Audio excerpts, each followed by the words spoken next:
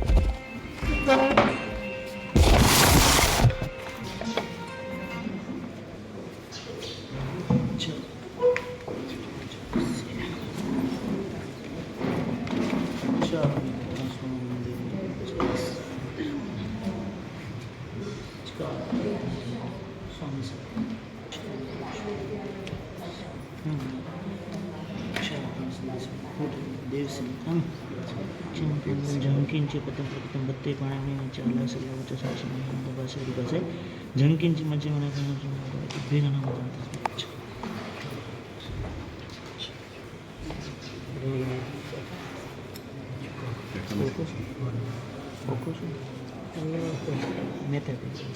अच्छा रंजन खानती नવું બનાવી છે ખ્યાલ છે ગોલે પાસે ગયા હતા ઓળખ માટે બહુ સરસ જઈ આવ્યા શાદામાં દેવ બસ સાહેબ ખાસ ના કીધી છે ધમલા કેળાજાને કીધું છે સાહેબની મિશ્રામાં જે ભાષાનું જ્ઞાન કરવા બરાબર 8મ 9મ 10મ સાહેબે કીધું અનુકૂળતા કરી આપી છે બહુ સરસ એટલે અમે 3 દિવસ 8મ 9મ અષાઢમાં હા અષાઢ સુદ બરાબર 8મ 9મ 10મ કયા એટલે એ સાહેબને જરા પૂછી જોઈએ બીજું શું કરી શકાય 8મના દિવસે વાસ્તુ પૂજા રાખી 9મના દિવસે ગૌતમ સમય 10મના દિવસે સાહેબનું પ્રવચન ઉદઘાટન સમય બરાબર આવી આ સિવાય બીજું કંઈ કરવાનું નથી કે સાહેબને પૂછવું જોઈએ શાંતિ સાંત્ર રાખી શું રાખવું ગૌતમ સ્વામી પૂજન રાખવું કે શાંતિ શાંતિ તો કરવું જ બીજું કંઈ કરાય તો એ ક્યારે કરવું આગલા દિવસે કરો તો ચાલશે પૂજન આપણે ઉદઘાટનના દિવસે કરવું આગલા દિવસે કરવું ઉદઘાટન સાહેબ આવશે દિવસે જ છે દસમના દિવસે તો બપોરે કરો તો વાંધો નથી અને આ ગૌતમ સ્વામીની જગ્યાએ શાંતિ સાંત્ર કરો તો ચાલશે આગલે દિવસે કરી લેવાય અને સમૂહ સામયિકનું આયોજન કરી શકાય સાહેબની જે ઈચ્છા સમૂહ સામયિક સાહેબના પ્રોગ્રામના સમૂહ સામયિક થાય અને જે લોકોએ યોગદાન આપ્યું છે ભોગવ્યું મારું સાંસદ બહુ માન છે બધું સાથે પતી જાય 10-15 એટલે 3 દિવસનું છે તો શાંતિ સ્નાત્ર કરીએ તો ચાલે છે એટલે કરવું જોઈએ શાંતિ સ્નાત્ર આપણે આગલે દિવસે પાટલા પૂજન રાખીએ હા હવે એ આપણે આ 3 દિવસમાં સેટ કરે આ વાસ્તુ પૂજાની જરૂર છે આમ શાંતિ સ્નાત્ર કરો એ જ વાસ્તુ પૂજા આપણે તેથી પાટલા પૂજન કરી લેવાય ને 8મના દિવસે કરીએ છે ને સાહેબ અહીંયા શું કરીએ કુંભસ્થાપના પાટલા પૂજન બરાબર શાંતિ સ્નાત્ર બીજું બરાબર ત્રીજું દિવસે કરીએ બહુ સરસ આ રીતે કરીએ ઉદઘાટન પહેલાં કરું પછી કરું પહેલાં કરશો ચાલશે મંગળ થઈ જાય ને એ જ કીધું સાહેબ બરાબર મેં કીધું આમાં શું છે રાષ્ટ્રપતિ પહેલાં જાણકારી નહીં બરાબર કે સાહેબને પૂછી લેજો સારું 8મના દિવસે પાટલા પૂજન 9મના દિવસે શાંતિ સ્નાન 10મના દિવસે ઉદઘાટન બીજું કંઈ પૂછવું નહીં બસ ચાલો વાંચવા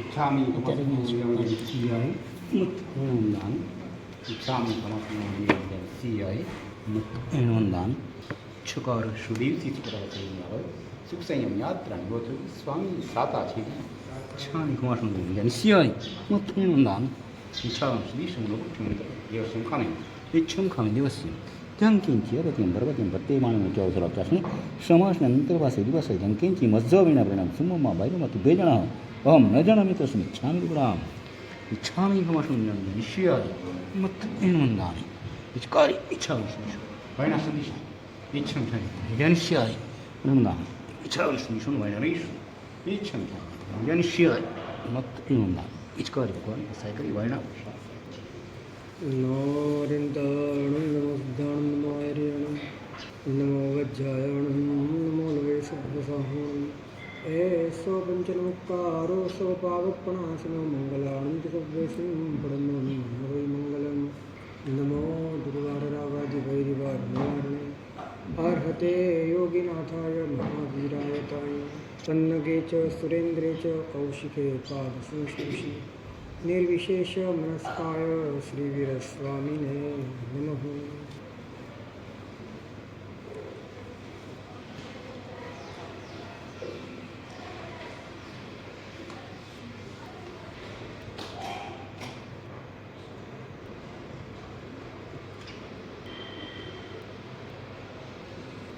પરમાત્મા કયા પ્રયત્નથી આપણી ઉપર પ્રસન્ન થાય છે? પરમાત્માનું પ્રસન્ન થવું એટલે કે પરમાત્માનું પ્રગટ થવું.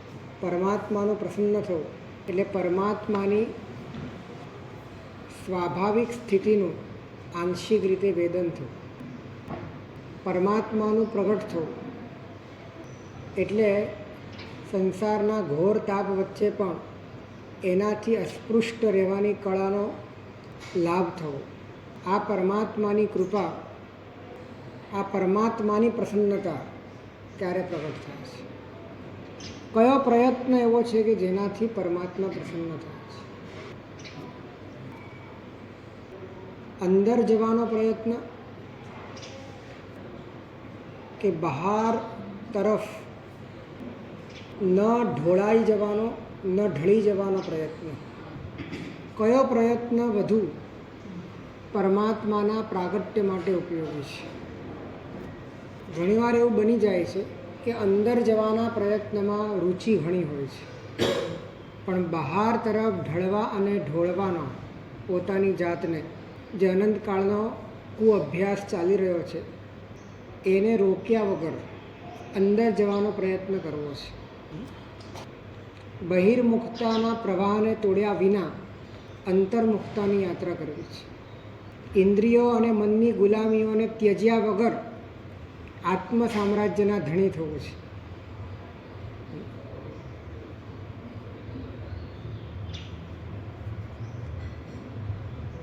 અધ્યાત્મ સારમાં બહુ સરસ વાત કરી છે કે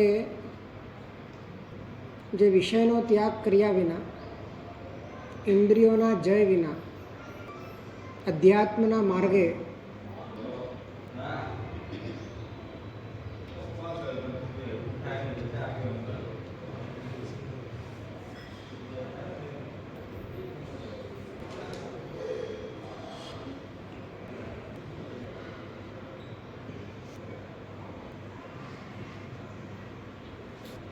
બહિર્મુખતા તોડ્યા વિના, તોડવાની રુચિ વિના, તૂટે એવા આંતરિક સ્વરસિક પ્રયત્ન વિના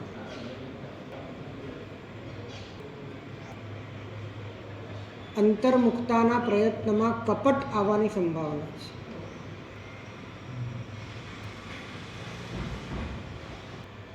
અને આ કપટ નિશ્ચયાભાસમાં પરિવર્તિત થવાની સંભાવના છે. અને નિશ્ચયાભાસ તત્વ સ્પર્શાય નહીં અને તત્વની ભૂમિકા પણ ઘડાય નહીં. તત્વ સ્પર્શાય નહીં અને તત્વ પામવા માટેની યોગ્યતા એ પણ ઘડાય. આ જીવન ભ્રાંતિમાં પૂરું થઈ જાય કે આપણે તો અધ્યાત્મ માર્ગના પથિક છીએ. અધ્યાત્મ માર્ગની શરૂઆત ભલે તત્વની રુચિથી થાય છે, પરંતુ એનું ખેડાણ બહિર્મુખતાને તોડવાના પ્રયત્નથી થાય છે. જે વ્યક્તિ પરમાં ઢળવા જ માંગતો નથી, પરમાં ઢળવું એ જેને માટે ધીરે ધીરે ત્રાસ બની જાય છે. નથી ઢળવા માંગતો છતાં પણ ઢળાય છે અને આવું વારંવાર બને છે. તો વારંવાર એટલા જ ઉત્સાહપૂર્વક પોતાની જાતને વાળવા માટે સજ્જ હોય છે. થાકે નહીં. ભાઈ આ તો હવે થાય એવું નથી, મૂકો. ઘણી વખત એવું પણ મન મનાવી લે કે નહીં, આપણે અંતર્મુક્તાનો પ્રયત્ન કરશું તો ઓટોમેટિક બહિર્મુક્તા તૂટી જશે. આવું મન મનાવી લે અને અત્યારે જે બહિર્મુક્તા છે એ ભલે રહે પણ ભવિષ્યમાં તૂટશે. તો એટલે જો એ છદ્મપણે પોતાની અત્યારની બહિર્મુક્તાઓને એ સોફ્ટ કોર્નર રાખે છે અને ભવિષ્યમાં ઓટોમેટિક તૂટશે એમ કરીને વર્તમાનમાં એનો નિષેધ કરવા નથી માંગતો, વર્તમાનમાં એને હેય ગણવા નથી માંગતો, વર્તમાનમાં પોતાની ચેતનાને સંકેલવા નથી માંગતો, તો એવી રીતે એને ક્યારે પણ પરિણામ મળી શકે. હા, વર્તમાનમાં એ થઈ શકતું નથી એની મજબૂરી છે, પણ એનો ભાવ તો એવો હોવો જ જોઈએ કે આ મારી બહિર્મુક્તા તૂટવી.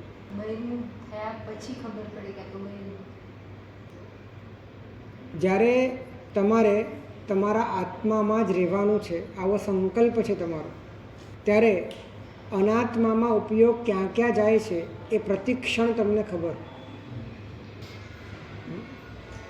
અનાત્મામાં જતો ઉપયોગ જો તમને પ્રતિક્ષણ ખબર પડે તો ધીરે ધીરે સ્વયં આત્મા અનાત્મા વચ્ચેના ભેદની પ્રક્રિયા ચાલુ થવા લાગે.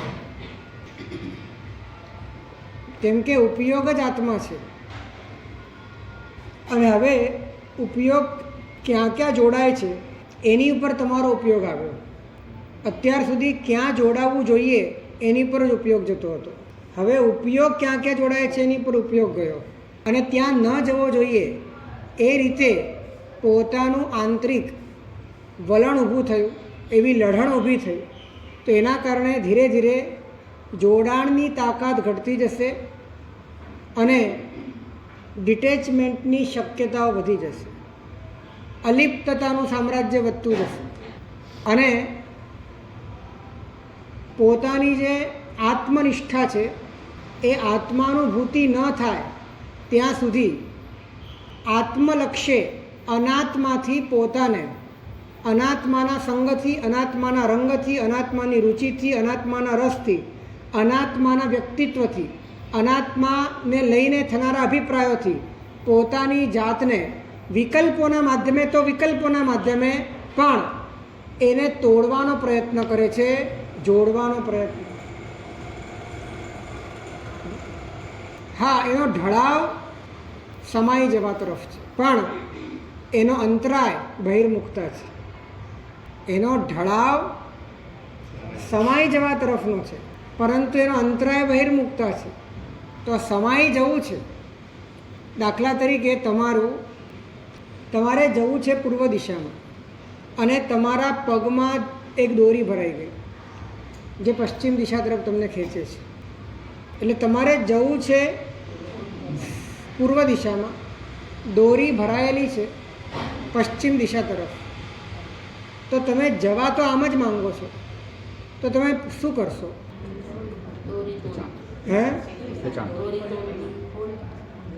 તમે દોરીને પોતાના પગમાંથી કાઢવાનો પ્રયત્ન કરશો તો એ પ્રયત્ન એ પૂર્વ દિશા તરફ જવામાં બાધક છે કે સાધક છે?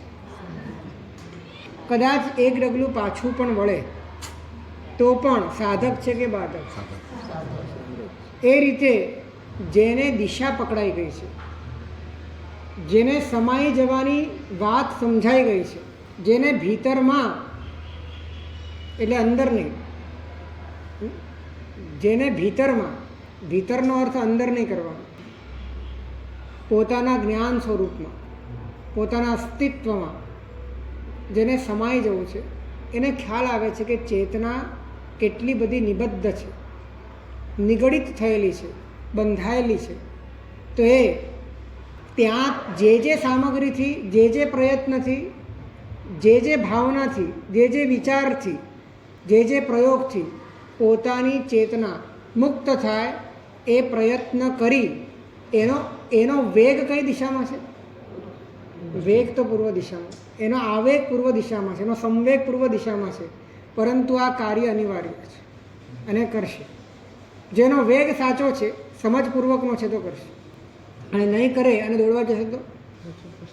જો નહીં, પૂર્વ દિશા તરફ દોડનારો વ્યક્તિ પોતાના પગમાં ભરાયેલા દોરાને જો એ કાઢવાનો પ્રયત્ન ન કરે અને દોડે તો પરિણામ શું?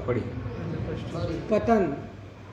બહિર્મુક્તા તોડ્યા વિના અંતર્મુક્તાના પ્રયત્નમાં પતનની સંભાવના છે. હા, દિશા ખોટી હોય અને દોરો કાઢો તો બીજા 10 દોરા બંધાઈ જશે, એ ફિક્સ વાત છે. દિશા તમારી સાચી હોવી જોઈએ. દિશા એક જ દિશા છે દુનિયામાં, બીજી કોઈ દિશા જ નથી. બાકી બધી વિદિશા છે. દિશા એક જ છે કે જે તમને તમારી દશા આપે છે. આચારાંગમાં શરૂઆતમાં જ દિશાની વાત આવે છે. તું ક્યાંથી આવ્યો? તો આવ્યોવાળી વાત કેમ કરી? આચારાંગ જેવું મહાન આગમ શરૂઆતમાં જેને દિશાનું પ્રકરણ કેમ ખોલ્યું? એકચ્યુઅલી દિશાનો અર્થ છે મુમેન્ટ, દિશાનો અર્થ છે ગતિ. તો પોતાના સ્વરૂપ સિવાય કોઈ પણ જગ્યાએ ગયેલો ઉપયોગ એ 10 દિશા છે, એ મુમેન્ટ છે, એ ગતિ છે. કેવળ પોતાના સ્વરૂપમાં રહેલો ઉપયોગ એ સ્થિતિ છે, એ સ્થિતિ છે. તો એમાં લખ્યું છે કે તું કઈ દિશામાંથી આવ્યો છે, આવું તારે વિચારવું છે. એનો તું વિચાર કર. તો આપણે એવું સમજીએ છીએ માત્ર કે આ વાત કેવળ એક ગતિમાંથી બીજી ગતિની છે, એક નરકમાંથી કે દેવગતિમાંથી કે તિર્યંજ ગતિમાંથી છે, એમ નહીં. આ ક્ષણે પણ તું ક્યાં જાય છે અને ક્યાંથી આવી રહ્યો છે, આ ઉપયોગના સ્તરની વાત છે, આ દિશાઓની વાત છે. અને જો આવું આકલન, આવું આલોકન તારું સતત થયા કરે તો સમસ્ત દિશાઓનો જ્યાંથી જન્મ થાય છે, સમસ્ત દિશાઓનો જન્મ ક્યાંથી થાય છે? સમભૂતલામાંથી થાય છે. સમભૂતલા, સમત્વની ભૂમિ, પોતાના સ્વરૂપમાં ધીરે ધીરે અંતર્ભૂત થઈ જવાય છે. પરંતુ આ જોવા માટે આપણે તૈયાર છીએ કે 24 કલાક આપણો ઉપયોગ ક્યાં ક્યાં ભટકે છે, ક્યાં ક્યાં અટકે છે, ક્યાં ક્યાં એમાં આવેગ આવે છે, ક્યાં એ અચાનક જ પોતાની સમસ્ત જાગૃતિઓને ખતમ કરી નાખે છે. પૂર્ણપણે ભૂતાવિષ્ટની જેમ એ પૂદગલમય બની જાય છે. આવું પુનઃ પુનઃ થતું જાગૃતિપૂર્વકનું અવલોકન તમને ઉપયોગની નજીક લાવે છે, બહિર્મુક્તા તોડવાનું બળ આપે છે, દિશા તરફ સમાઈ જવાની ધારામાં વેગ આપે છે. પણ જ્યારે તમારી દિશા સાચી નથી અથવા તો દિશા તરફ ચાલવાની તમારી વૃત્તિ સાચી નથી. ઘણી વખત અધ્યાત્મ ગમે છે, પણ કયા કારણથી ગમે છે? અધ્યાત્મ ગમે છે, પરંતુ એની પાછળનું વાસ્તવિક અંદરનો ભાવ શું છે એ પણ બહુ જ માયને રાખે છે. એકલું અધ્યાત્મ ગમવું એ રુચિ નથી. અધ્યાત્મ માટે અધ્યાત્મ ગમે તે રુચિ છે. વ્યક્તિત્વ માટે અધ્યાત્મ ગમે તે રુચિ નથી. માહિતી માટે અધ્યાત્મ ગમે તે રુચિ નથી. સંગ્રહ માટે અધ્યાત્મ ગમે તે રુચિ નથી. અત્યારે આ ટ્રેન્ડ ચાલી રહ્યો છે તો આપણી પાસે પણ આની માહિતી હોવી જોઈએ, આપણને પણ ખબર હોવી જોઈએ. આપણી પાસે કોઈક આવે તો કહેવા તો જોઈએ. આને માટે અધ્યાત્મ ગમતું હોય તે અધ્યાત્મ નથી. અધ્યાત્મ કેવળ શૂન્ય થવા માટે ગમવું જોઈએ. અધ્યાત્મ કેવળ સમાઈ જવા માટે ગમવું જોઈએ. અધ્યાત્મ અંદરથી વૈભાવિક સ્તરે મરી જવા માટે ગમવું જોઈએ. આ બધા જ સંબંધોના તાણાવાણામાં ઊભી થયેલી સમસ્ત વ્યાકુળતાઓનો શિરચ્છેદ કરવા માટે અને નિરાકુળતાના અમૃતમાં ડૂબવા માટે અધ્યાત્મ ગમવું જોઈએ. અને એવી જ્યારે તમારી પ્રામાણિકતા હોય છે, આરપાર પ્રામાણિકતા, જેમાં કોઈ ડાઘ નથી, એક જ માર્ગ છે, આ જ છે, આના માટે જ જીવન છે, પૂજ્ય ભક્તિયોગાચાર્ય મહારાજના શબ્દોમાં કહીએ તો આ જ અવતાર કૃત્ય છે. આપણે જન્મ્યા એની સાર્થકતા એ માત્ર પોતાના સ્વરૂપમાં સંક્રાંત થવું એ જ છે. અને એ બીજા કોઈ માટે નહીં, બીજા કોઈ આશયથી નહીં, બીજા કોઈ હેતુથી નહીં, આધ્યાત્મિક બનવા માટે પણ નહીં. કેમ કે તમે આધ્યાત્મિક બનશો તો પણ ગડબડ થઈ જશે. કેમ કે બનશો તમે અહીંયા મટવા માટે ગમવું જોઈએ, બનવા માટે.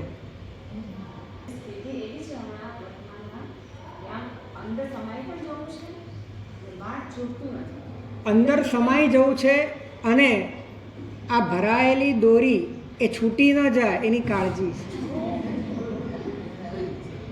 ખરી વાત આ છે. બાકી જો સમાઈ જવાની ધારામાં તમારો વેગ હોય ને તો અંદરથી જ એવું વીર્ય ઉપડે કે બધા જ બંધનો એને છોડીને એનાથી પોતાની ચેતનાને મુક્ત કરીને મુક્તતાના આકાશમાં આંતરિક શુદ્ધિના મુક્ત ગગનમાં વિહરવું ગમે એવી આંતરિક રીતે પોતાની એ વીર્ય શક્તિ, પોતાની ચેતના શક્તિ જાગે જાગે ને જાય. ક્યાંક ક્યાંક ગરબડ છે. ગરબડ આપણા આશયમાં હજી પણ ભેળસેળ છે. આ જ ગરબડ છે.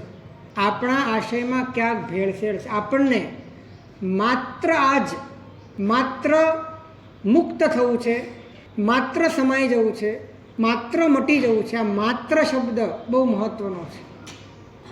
આપણે આ પણ કરવું છે અને આ પણ કરવું છે.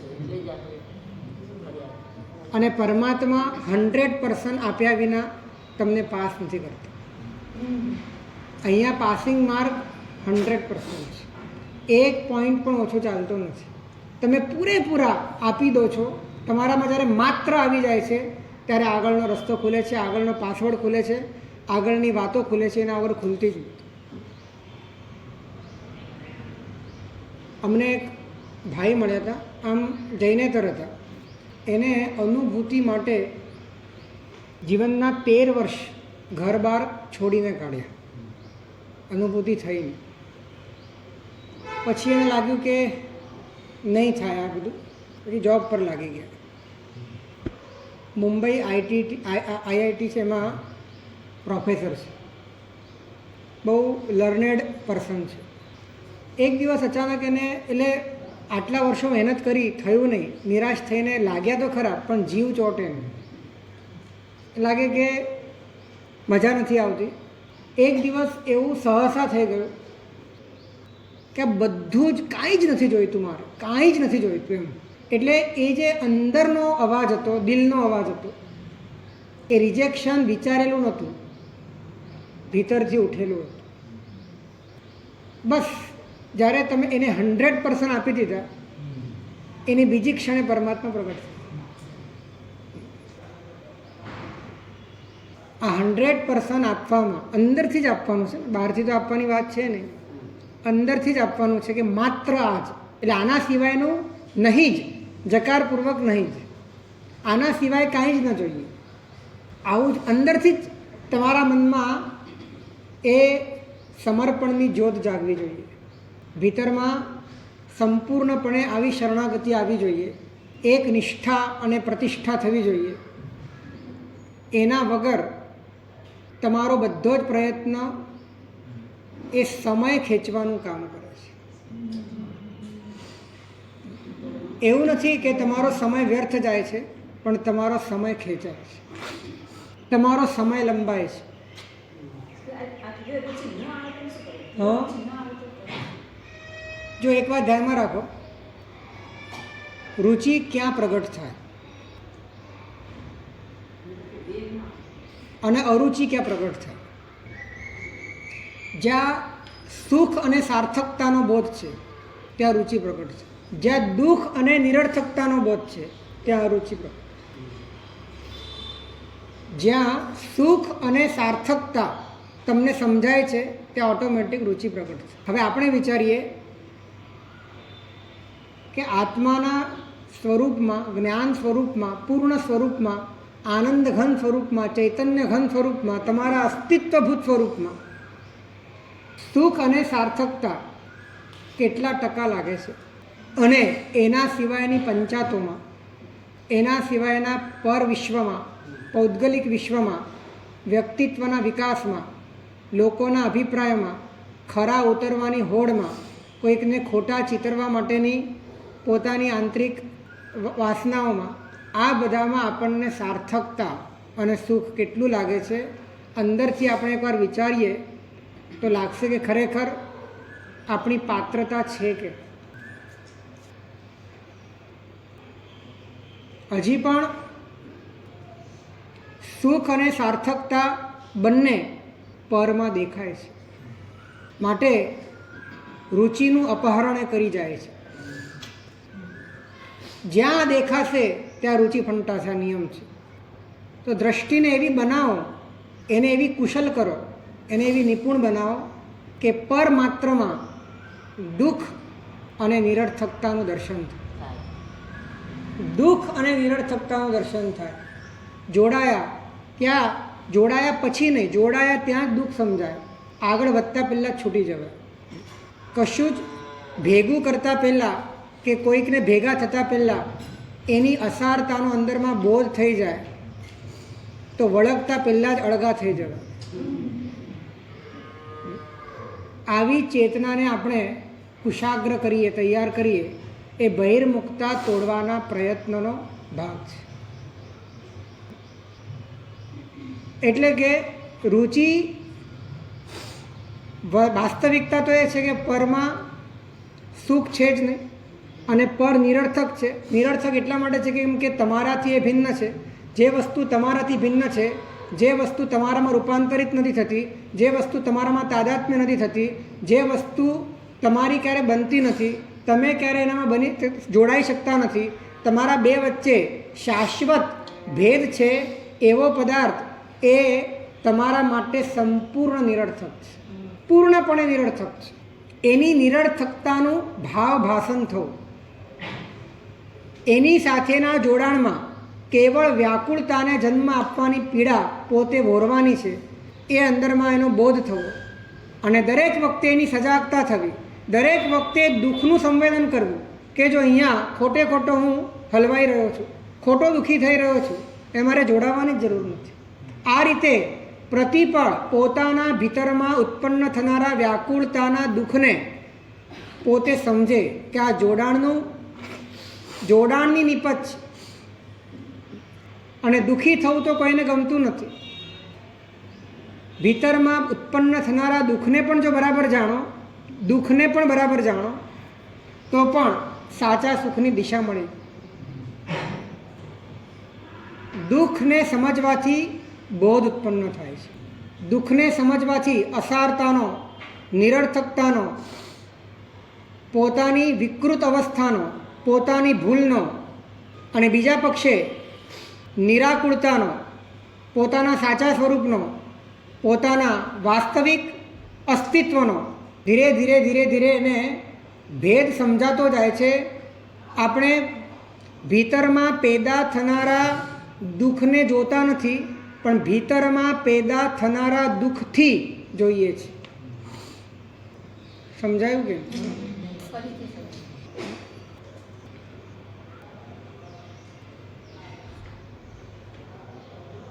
બોરાવા માટે કોઈ આવ્યું, હવે આવશે સિઝન, અને ક્યારે ન આવેલી એવી આઈટમો, સ્ટેશનરીની આવી, કપડાની આવી, બહુ સારી આઈટમો છે. એ વખતે અંદરમાં જે કુતૂહલ થયું, જોવાની ઈચ્છા થઈ, એટલે લેવાની ઈચ્છા થઈ, એ નિરાકુળતા છે કે વ્યાકુળતા છે?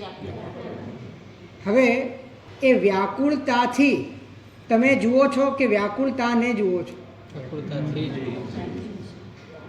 એ વ્યાકુળતાથી જુઓ છો, દુઃખથી જુઓ છો, દુઃખને નથી જોતા. જો દુઃખને બરાબર જોતા શીખો તો એના પ્રત્યેની અરુચિ, એની નિરર્થકતા તમારા ભીતરમાં, તમારા સંવેદનમાં આવે ને આવે, અને ઓટોમેટિક તમારી ચેતના ત્યાંથી ખસી જાય. તો હવે આવી પ્રેક્ટિસ કરવી જોઈએ કે ના કરવી? વારંવાર પોતાના, અને એક વાત ધ્યાનમાં રાખજો, તમારા ભીતરમાં જેટલા પણ ભાવ ઉઠે છે ને એ દરેક ભાવ દુઃખ છે. દરેક ભાવ દુઃખ છે. એક પણ ભાવ તમારો સુખ નથી. હા, વૈરાગ્ય છે તો એ ભાવોથી ઉપર ઉઠવાની વાત છે, તો એમાં થોડી ઘણી સુખની ચમક છે. નિર્વેદ છે, સંવેગ છે, રુચિ છે, પરમાત્મા પ્રત્યેની ભક્તિ છે, એ તમને ઉપર ઉઠાવે છે. એમાં થોડી ઘણી સુખની હલકીસી છાંટ છે, કેમ કે એમાં પણ વિકલ્પો છે, ભેળસેળ છે. પરંતુ એ સિવાયના જેટલા પણ ભાવ છે, સમસ્ત ભાવ ખદબદતા દુઃખનું ખાબોચિયું છે. અને ખાબોચિયામાં જ કીડાની જેમ આપણે રહીએ છીએ. પરંતુ કિનારા ઉપર ઊભા રહીને એને જોઈએ તો એના પ્રત્યેની અરુચિ, એના પ્રત્યેની નિરર્થકતા અને એમાં ન જોડાવા માટેની સાત્વિકતા અને પોતાના ભીતરમાં સમાઈ જવાનો આવેગ ઓટોમેટિક ઉત્પન્ન થાય. આમ આ કરવા માટે કોણ આપણને બાધ્ય કરે છે? આ ન કરવા માટે આપણને કોણ બાધિત કરી શકે? કઈ ક્ષણ એવી છે કે જે ક્ષણે આપણે આ સાધના ન કરી શકીએ? અને તમને આ જોવા માટે સતત તમારા ભીતરમાં એ ધારા ચાલુ જ છે. ડગલે ને પગલે કોઈક ને કોઈક ભાવ ઉઠે છે, એમાં આકુળતા છે, અને તમે આકુળતાને બહુ જ નજીકથી, બહુ જ સહજતાથી, બહુ શાંતિથી જુઓ છો. તમને એના પ્રત્યે અંદરથી જ અરુચિ પેદા થાય છે, નિરર્થકતા લાગે છે, આગળ જોડાવાનો ભાવ જ નથી ચાલતો. તો આપણી વાત એ ચાલે છે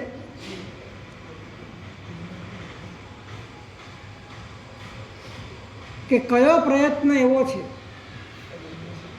કે જેમાં પરમાત્મા જલ્દી પ્રસન્ન થાય? તો કે સમાઈ જવાની ધારાપૂર્વક, વેગપૂર્વક બહિર્મુખતાને તોડવાનો જે પ્રયાસ છે, પર પ્રત્યેની રુચિને બહુ જ કુશળતાપૂર્વક, એટલે કે આમ આંધળી રીતે નહીં, દ્વેષ કરો ને, નહીં જોઈએ, નહીં જોઈએ, આ દ્વેષ છે. પણ બહારથી દ્વેષ છે, અંદરથી રુચિ છે. આ વૈરાગ્ય નથી, આ બહિર્મુખતા તૂટતી નથી. અંદરથી નિરર્થકતા ખ્યાલ આવે છે, અંદરથી દુઃખનું સંવેદન થઈ રહ્યું છે. જોડાણ જ હવે અંદરમાં પીડાકારક લાગે છે. આ રીતે પોતાની ચેતનાને તૈયાર કરવામાં આવે અને બહિર્મુખતાના પાશમાંથી પોતાને કઈ રીતે પોતે છોડાવી શકે, એ રીતની જેમ જેમ પ્રેક્ટિસ થતી જાય, જેમ જેમ અભ્યાસ થતો જાય, તો મુક્ત થયેલી ચેતનામાં તમારે આમંત્રણ પણ નહીં આપવું પડે કે પરમાત્મા પધારો. પરમાત્મા તમારા આમંત્રણ વગર આવી જશે.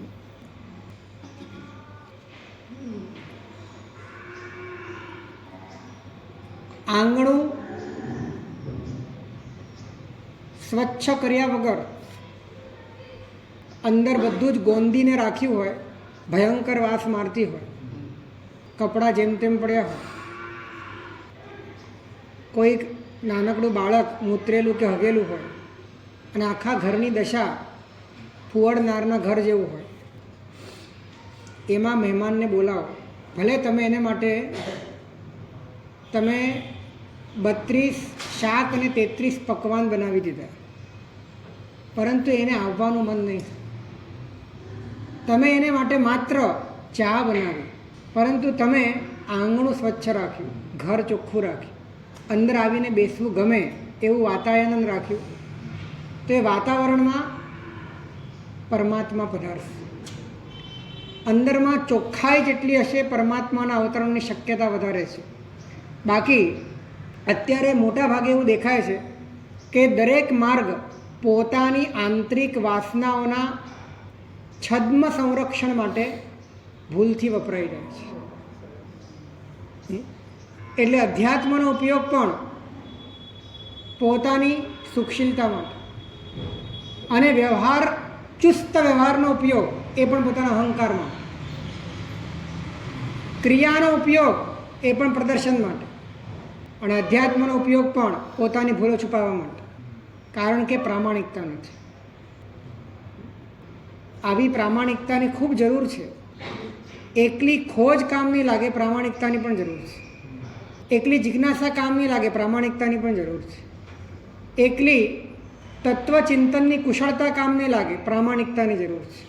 જે પ્રામાણિકતામાં માત્ર શબ્દ આવી જાય કે હવે આના સિવાય કાંઈ, અને એ સ્થિતિ સુધી પહોંચવા માટે તમારે હજી દુઃખી થવાની જરૂર હોય તો દુઃખી થઈ જાઓ. હજી તમારે ગળા સુધી આવવાની જરૂર છે ને, તો આવી જાઓ. પણ એકવાર નિર્ણય પર આવો કે આના સિવાય ઉદ્ધાર નથી.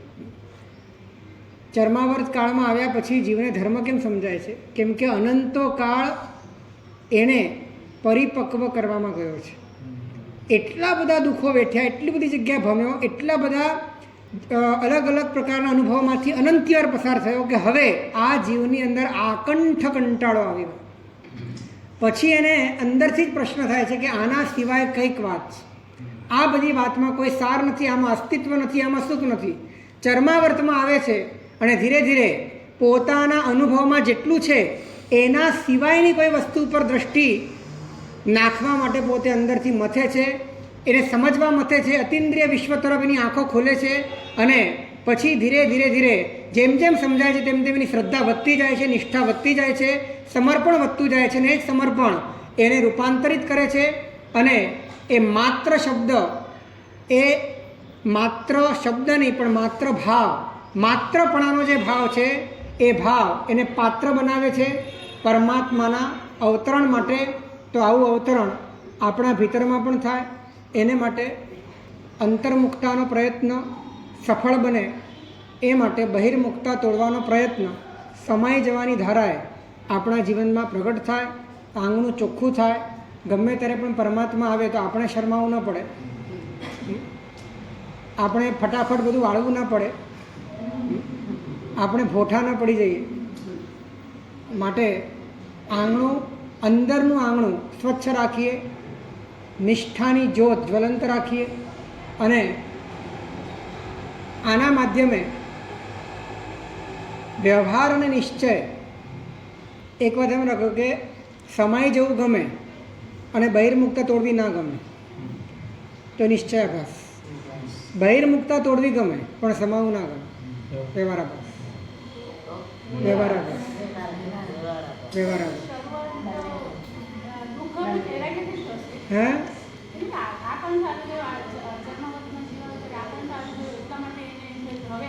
એ આકંઠ શેનાથી આવ્યો? કયા દુઃખથી? સમસ્ત અનુભવોથી. એટલે કે સંસારના સુખના અનુભવો હોય કે સંસારના દુઃખના અનુભવો હોય, બધા જ અનુભવો એનાથી હવે ગળે આવી ગયો છે. બધું ચૂથી લીધું, બધું જોઈ લીધું, બધું ચાવી લીધું, બધું જ કરી લીધું. અનંતકાળ પસાર થઈ ગયો. હવે આમાં નથી મજા આવતી. વાસ્તવિકતાને હવે શોધવી છે, જે પોતાની જ્યાં અનંત અને શાશ્વત હયાતીની પૂર્ણતા છે ત્યાં પોતાને હવે સમાવવું છે. એવી અંદરમાં હવે એને જ્યોત જાગી છે, એ દ્રષ્ટિ જાગી છે. અને પછી એની યાત્રા શરૂ થાય છે. અને ભીતરમાં દુઃખ ગર્ભિત વૈરાગ્યનો અર્થ શું છે? કે એને સંસારમાં સુખ જોઈતું હતું અને મળ્યું નહીં. પણ હવે અને ચર્માવર્તની વાત તો એવી છે કે સંસારના સુખો પણ ભોગવી લીધા, હવે એમાંય મજા નથી આવે. હવે એમાંથી પણ ઉપર ઉઠી ગયો. સુખ પણ ભોગવી લીધા, દુઃખ પણ ભોગવી લીધા, તમામ અનુભવોમાંથી હવે પરિપક્વ થઈ ગયો. હવે કેરી પાકી ગઈ. પાકેલી કેરી વૃક્ષ ઉપરથી, એવી રીતે પાકેલો જીવ આ સંસારના વૃક્ષમાંથી છૂટો પડે છે. આપણે પરિપક્વ થવું છે, પાકી જવું છે. અને પાકવા માટે અંદરથી એક વાત બહુ સારી છે કે કેરીને જલ્દી પકાવી શકાય છે. કેરીને જલ્દી પકાવી શકાય, પરંતુ આંબાની મોરને પકાવી શકાતી નથી. મોર જ્યાં સુધી કેરી ન બને ત્યાં સુધી પકાવી ના શકાય. એટલે ચર્માવર્ત કાળ પહેલાંનો કાળ મોરનો છે. ચર્માવર્ત કાળમાં આવ્યા એટલે કેરી બની ગયા.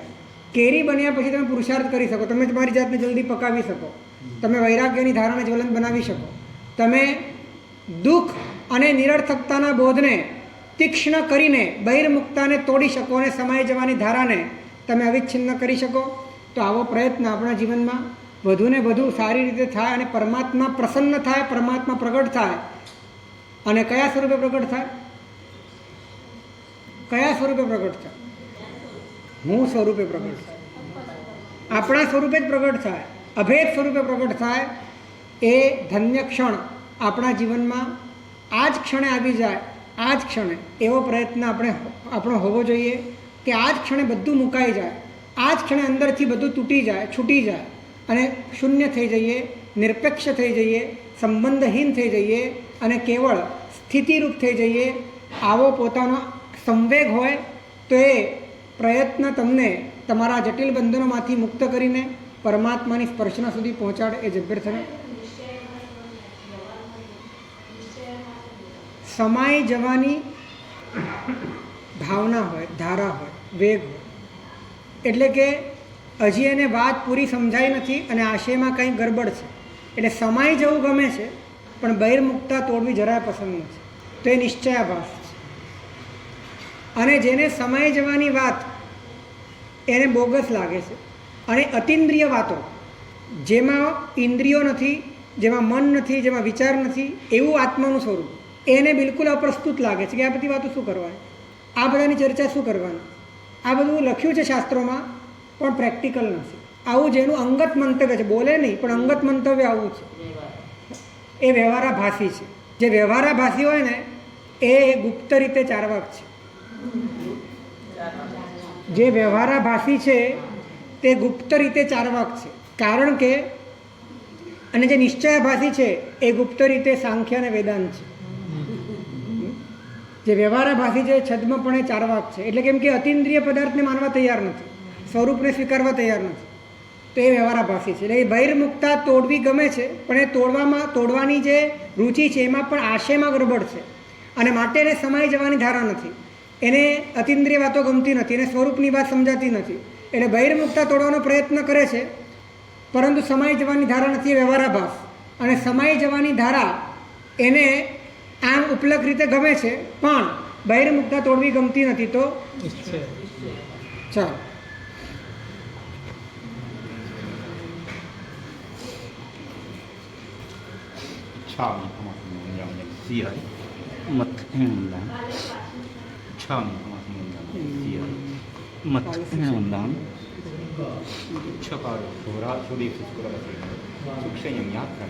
સ્વામી સાતા છે છામી ઘનસ્યાય મનોદાન ઈચ્છા શ્રીષ ભક્તિમંત્ર સંખામે ઈચ્છમ ખામે દિવસે જંકિંચી અપત્યમ પર્વતમ પ્રત્યેકાને વિચારસલાચાસમી સમાધિ પ્રકાશી વિકાસાય જંકિંચી મજ્જોવીના પરિણામ સુમમાં બાઈમાંથી બે જણા હમને જણાવી તસ્મી ઈચ્છામી ગુણામ ઈચ્છામી ઘમાસી ઘનસ્યાય મનોદાન સુખ સાતા.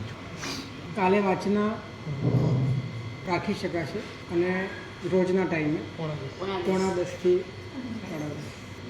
સર્વમંગલ માંગલ્યમ સર્વકલ્યાણ કારણ પ્રધાનમ સર્વધર્માણામ જયનમ જયતુ.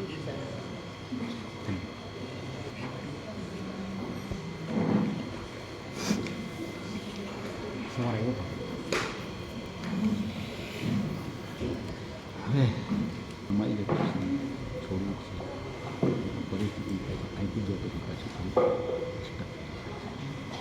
સબ્જી મૂકી પ્રયત્ન દર્શન કરવા અને કારણે પછી તો ધર્મ આવું કંઈક સારું નથી. ક્યાં કઈ રીતે સત્ય જંગમાં હવે કઈ રીતે ક્યાં આના માટે કોઈ જગ્યાની જરૂર નથી અને કોઈ સ્થાનની પણ જરૂર નથી. તમે જ્યારે જે સ્થિતિમાં છો એ સ્થિતિમાં તમારો પ્રયત્ન અંદરથી ચાલવો જોઈએ. તમે અપેક્ષા રાખશો એ તો ચાલે સ્થાનની કે સમયની અપેક્ષા રાખશો તો તમે અર્થધ્યાનમાં આવી જશો. જ્યારે જે સમય ત્યારે વસ્તુ તો હાજર જ છે, તમારે છૂટી જવાનું છે બહાર જ, તો ધીરે ધીરે વિકાસ થઈ જશે. આ જ કરવું પડશે. બાકી અપેક્ષા પૂરી ન થાય એના વસવસામાં તો વધારે ગૂંચવાઈ જવાનું થશે. અપેક્ષા એટલે શું છે કે મહાત્માઓને વંદના કરી છે. જે સમયથી ધાર આવે છે ધારામાં ફિક્સ થઈ જાય એને પણ જુઓ, એને પણ ત્યાં પણ ક્ષમતા જ રાખો. કોઈ મગજમારીમાં ન જ પડો. બુદ્ધિમાં પણ હવે કોઈ પરિસ્થિતિ થશે બધું ધીરે ધીરે, પણ દરેક ક્ષણ સાધના છે એ સમજી લો. આજના કોઈ જગ્યાએ નહીં થાય અને કોઈ સમય પર નહીં થાય, દરેક જગ્યાએ દરેક સમય થશે.